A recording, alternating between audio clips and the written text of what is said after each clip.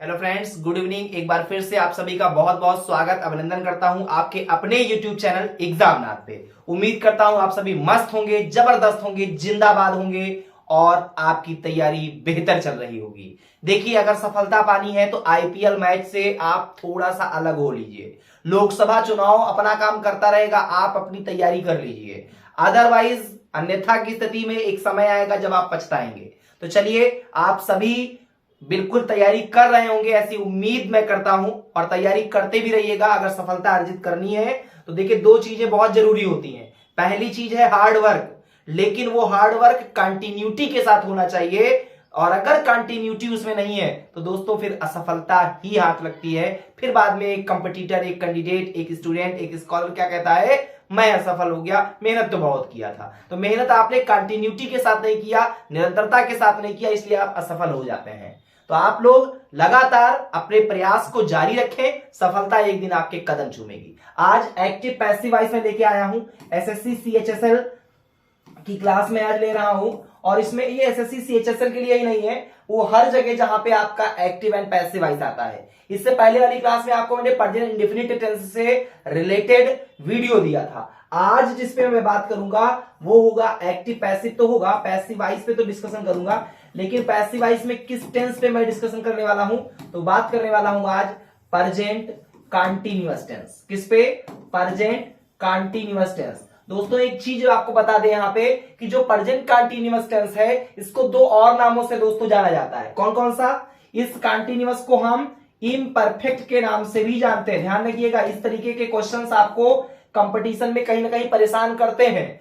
तो continuous tense को हम इम्परफेक्ट के नाम से भी जानते हैं। इसके अलावा हम इसको प्रोग्रेसिव के नाम से भी जानते हैं। किस नाम से? प्रोग्रेसिव के नाम से भी जानते हैं। तो इसको नोट कर लीजिए, बहुत ही इंपॉर्टेंट है कि आप जो प्रेजेंट कंटीन्यूअस टेंस बोलते हो उसको आप प्रेजेंट इम्परफेक्ट टेंस भी बोल सकते हो या प्रेजेंट प्रोग्रेसिव टेंस भी बोल सकते हो। इसके अलावा मैं कुछ एग्जांपल ले लेता हूं और पैसिव वॉइस बनाने का जो है नियम आपको बताता हूं। जैसे एक एग्जांपल है, लता इज लर्निंग हर लेसन। अब देखिए लिखा हुआ है लता इज लर्निंग हर लेसन। इसका कैसे बनेगा? तो सबसे पहले आप लोग ध्यान रखिएगा कि जो सब्जेक्ट हो, हेल्पिंग वर्ब हो, मेन वर्ब हो और जो ऑब्जेक्ट हो उसको आप सबसे पहले चिन्हित कर लिया करिए। सबसे पहले क्या काम करेंगे? Subject, helping verb, main verb और ऑब्जेक्ट, इन चारों चीजों को, देखिए चार चीजें होती हैं, मैं यहां पे ऊपर लिख देता हूं, इसको और रब किए दे रहा हूं। ठीक है, यहां पे जो चार चीजें आपकी होती हैं ये देखिए लेसन है। ठीक है, यहां पे ध्यान रखिएगा, सब्जेक्ट को अलग कर लीजिए, हेल्पिंग वर्ब को अलग कर लीजिए, मेन वर्ब को अलग कर लीजिए और फिर ऑब्जेक्ट को अलग कर लीजिए। अब इसको कैसे बनाएंगे? तो देखिए बहुत आसान है। इससे पहले मैंने आपको बताया था, ये सब्जेक्ट आपका पहुंच जाया करेगा लास्ट में, ये ऑब्जेक्ट आपका पहुंच जाया करेगा शुरुआत में। हेल्पिंग वर्ब के नीचे हेल्पिंग वर्ब, मेन वर्ब के नीचे मेन वर्ब का कौन सा फॉर्म लगेगा? थर्ड फॉर्म लगेगा। बस एक चीज यहां पे ऐड कर दीजिएगा, बीइंग शब्द। क्या जोड़ेंगे आप? बीइंग शब्द यहां पे आप ऐड कर देंगे मेन वर्ब और हेल्पिंग वर्ब के बीच में। ध्यान रहेगा। चलिए इसका कैसे बन जाएगा? तो भैया ये हर रिलेशन लिखा हुआ है, ये किधर आ जाएगा? ये इधर हो जाएगा। देखिए इसका हमने रूढ़ी बना रखा, त्रियक गुणा, त्रियक गुणा। ठीक है, ये गुड़े गेरा का नियम भी कह सकते हैं। गुड़े गेरा, गुड़े गेरा क्यों कह रहा हूं? देखिए गुड़े और फिर ये 11, तो ऐसे नियम है आपका। तो ये हर रिलेशन कहां आ गया? इधर आ गया। ये उधर जाएगा तो क्या हो जाएगा आपका? ये हो जाएगा आपका बाई लता। ठीक है, मैंने प्रेजेंट इंडेफिनिट वाले में बताया है कि क्यों बाई का प्रयोग करते हैं, कैसे होता है। आप प्रीवियस वीडियो को देख लीजिएगा, क्लियर हो जाने वाला है। ठीक है, जब भी आपका सब्जेक्ट लास्ट में ऑब्जेक्ट के रूप में जाएगा तो बाई प्रीपोजिशन के साथ में जाता है, तो ध्यान रखिएगा। इसके अलावा मैंने क्या बोला है? आपसे बोला है कि ये जो भी फॉर्म लिखा होगा मेन वर्ब, हमेशा इसका कौन सा फॉर्म लिखा जाएगा? इसका हमेशा थर्ड फॉर्म लिखा जाएगा। तो क्या होता है भैया? लर्निंग का क्या हो जाएगा? लर्नड हो जाएगा। अब इज लिखा हुआ है और इसके साथ क्या जोड़ देना है? बीइंग जोड़ देना है। तो क्या हो जाएगा आपका? इज लिख करके और इसी के बीच में आपको बीइंग जोड़ देना है। देख सकते हैं कि आसानी से आपका ये पैसिव वॉइस बन चुका है। एक और एग्जांपल ले लेते हैं। तो देखिए एक सेंटेंस और मैं ले रहा हूं, लिखा हुआ है he is playing cricket. He is playing cricket. अब इसको कैसे बनाएंगे? तो बहुत आसान विधि, बहुत आसान विधि क्या है? ये आपका किधर चला आएगा? लास्ट में आएगा। ये कहां जाएगा? उधर लास्ट में जाएगा। इसके नीचे ये हो जाएगा, इसके नीचे ये हो जाएगा, लेकिन यहां पे एक शब्द आपको जोड़ना होगा, बी।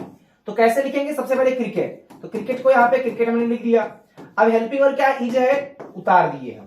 बीइंग एक शब्द अपनी तरफ से जोड़े और प्लेइंग लिखा हुआ है, इसका कौन सा फॉर्म लिखा जाएगा, थर्ड फॉर्म। पैसिव में हमेशा कौन सा फॉर्म लगता है, थर्ड फॉर्म लगता है। तो आपका क्या हो जाएगा, क्रिकेट इज बीइंग प्लेड, और ये ही जब उधर जाएगा तो क्या हो जाएगा दोस्तों, ये हो जाएगा आपका बाई हिम। ध्यान रखिएगा ये सब्जेक्टिव केस है तो ही होगा, लेकिन जब ऑब्जेक्टिव में जाएगा तो ये आपका हिम हो जाता है।